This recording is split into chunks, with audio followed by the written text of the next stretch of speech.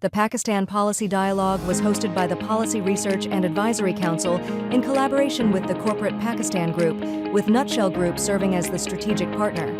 The event brought together policymakers, economists, and business leaders for an in-depth discussion on Pakistan's economic reset. Opening the dialogue, Mohammad Younus Dagha, Chairman, Policy Research and Advisory Council, presented that Pakistan's economic challenges, rising poverty and unemployment, de-industrialization driven by high real interest rates, punitive taxation, stalled investment, and accelerating capital flight and brain drain show that policies are not aligned with growth objectives. He mentioned that PRAC's report, Correcting Course, Pakistan's Economic Reset, calls for coherent, predictable, and well-implemented policies that align with Oran priorities and ensure strong federal-provincial coordination.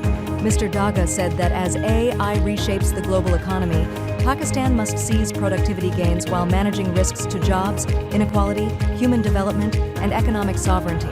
Senator Mohammad Aurangzeb, Federal Minister for Finance and Revenue, in his address contended that Pakistan's stabilization is now giving way to deep structural reform, backed by data-driven policymaking. He underscored historic tariff rationalization, proactive debt management, revival of private investment, and the digital economy as key levers to restore competitiveness, build resilience, and drive export-led growth.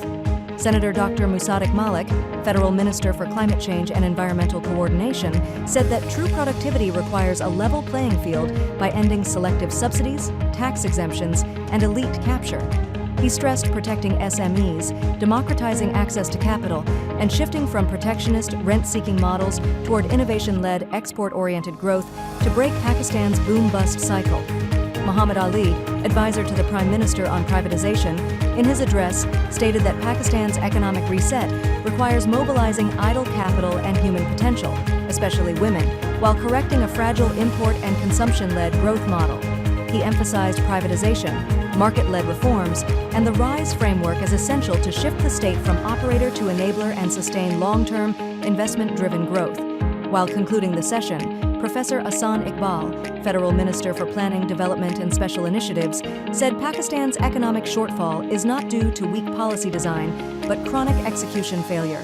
He emphasized peace, political stability, policy continuity, and commitment to reform as prerequisites for export-led growth, while calling for a decisive shift toward value addition, human development, and future-focused transformation.